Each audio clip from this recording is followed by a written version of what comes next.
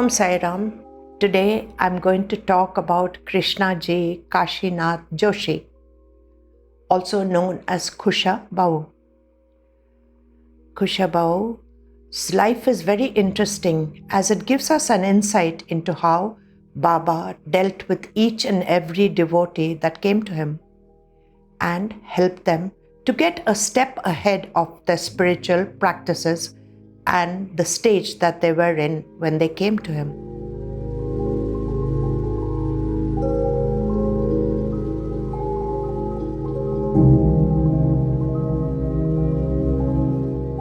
His father was a very religious man and he did the priestly duties of the temples in Mezagaon. He also taught Kusha Bhau all the rituals that needed to be performed. As a young child, he told him many religious stories and stories from the Ramayana and the Mahabharata. Kusha Bhau started going to school. Every morning, he would go to a Maruti Mandir, first do Namaskar to Lord Maruti and then go to school.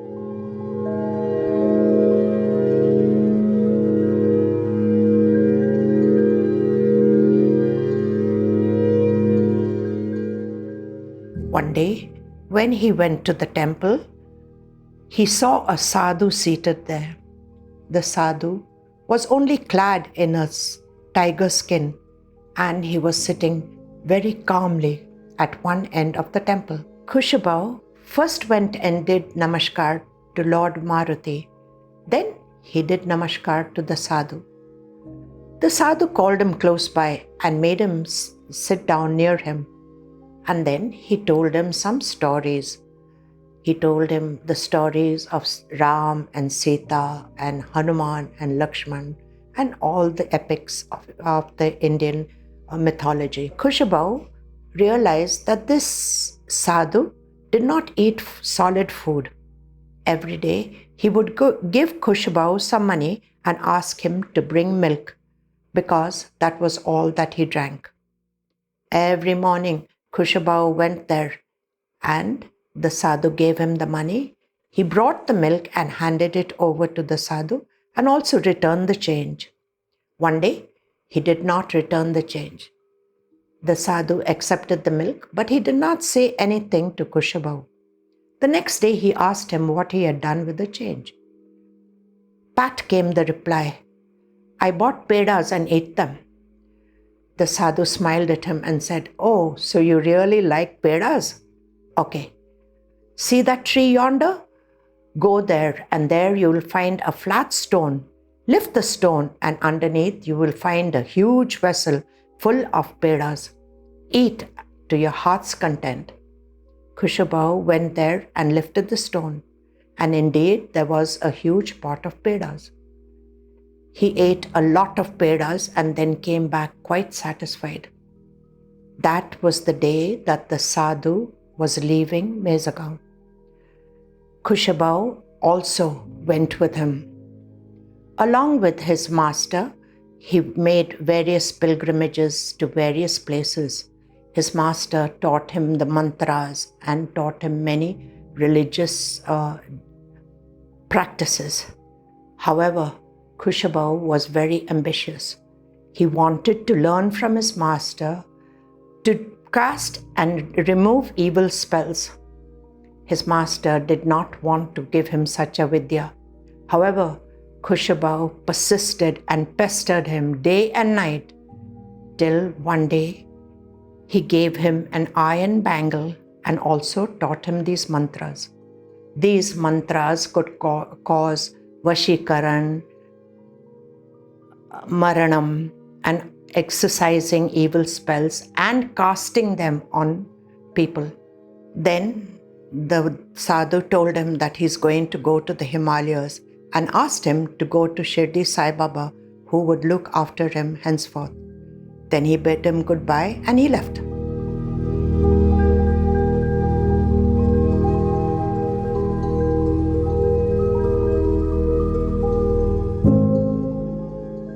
Kusha Bhau became rather famous because whenever there was a huge number of people there, he would, through the mantras, get Pedhas, and those Pedhas he distributed amongst everybody.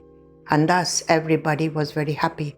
However, he could neither eat the Pedhas nor could he take off that iron bangle. Finally, he went to Shirdi. As soon as he walked into the Dwarka Mai, Baba flew into a rage and asked him to get out. However, he persisted and he sat in the Sabha Mandap. Then Baba called him near him and told him, "Go and get rid of this iron bangle. Throw the bangle in the Godavari and then come here and stop producing Pedhas and doing all these tantric practices."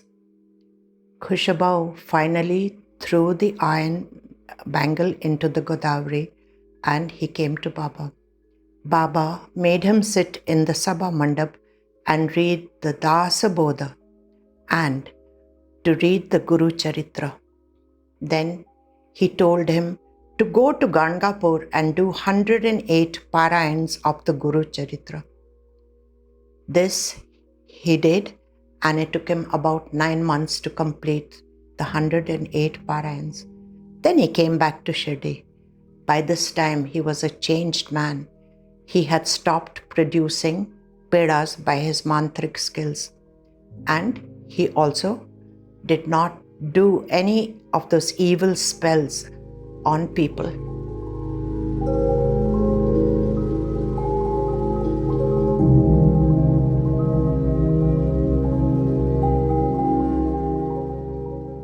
One day, Kusha Bhau went to the Dwarka Mai and it was fairly empty. There were hardly any devotees around. That was an Ekadashi day. Baba asked him, "Are Bhau, what did you eat?" So he said, "Nothing, Baba. Today is Ekadashi." So he said, "What if?" So he said, "On Ekadashi day, we have Upavas." So Baba asked him, "What is Upavas?"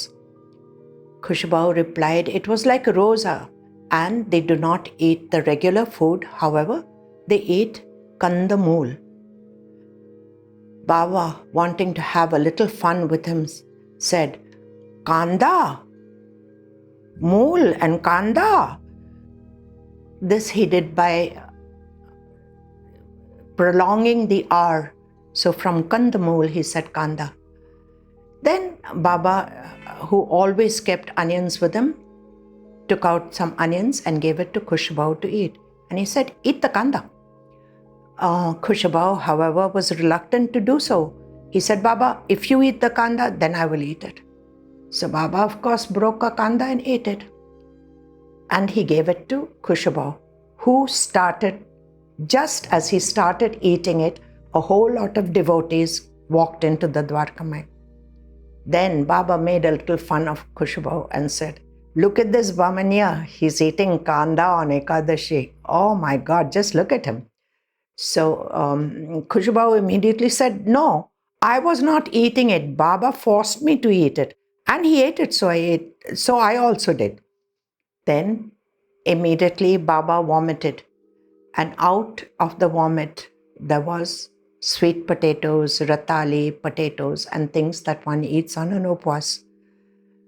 Kusha Bhau did not lose a single moment. He fell upon the vomit and ate it.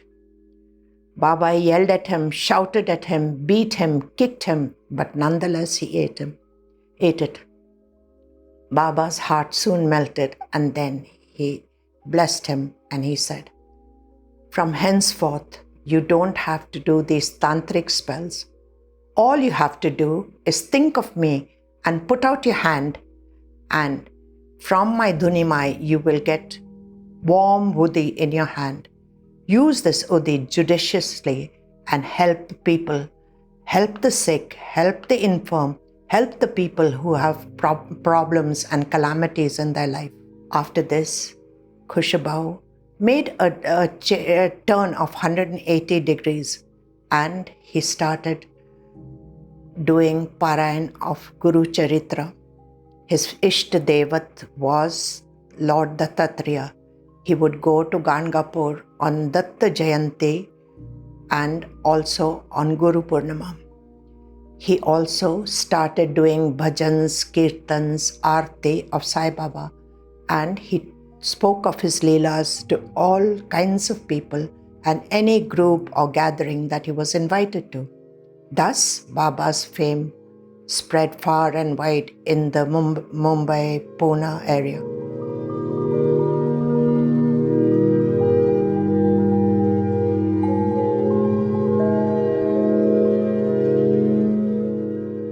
Kusha Bhau had a large number of followers who were mainly from Pune. So he decided to retire in Pune. He told his followers that he wanted to breathe his last in Pune, and the main disciple that he had was one V.R. Kulkarni, who loved him and adored him and was totally dedicated to his services.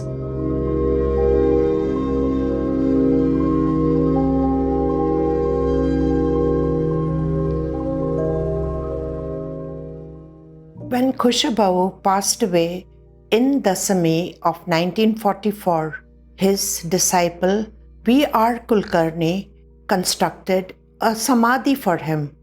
This Samadhi is at Parvati, Pune. It is a beautiful temple and it is a must-see. There on the pedestal is an idol of Sai Baba and Dattatreya, and below is Kusha Bhau's Samadhi. His desire or last wish was that when the Abhishek or Mangal Snan was done to Lord Dattatreya and his Sadguru, the water would flow over his Samadhi. This is a must-see temple because it is a well-known fact that anybody that does seva there gets his wishes fulfilled. Also, on the Samadhi, one can see the image of Sai Baba. Many people have witnessed this beautiful image on the Samadhi and also got all their wishes fulfilled. His disciples formed the Sadguru Das Krishan Sai Baba Mandali, which is in Parvati, Pune. They conduct all the artis, they do bhajans, kirtans, and they do satsang on Sai Baba, who is their Sadguru, and they are following the practices of their Guru Kusha Bhau.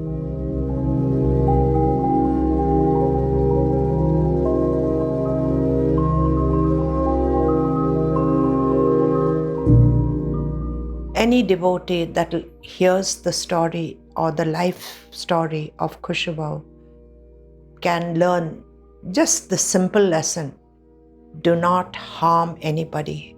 Your intent should not be to harm the next person.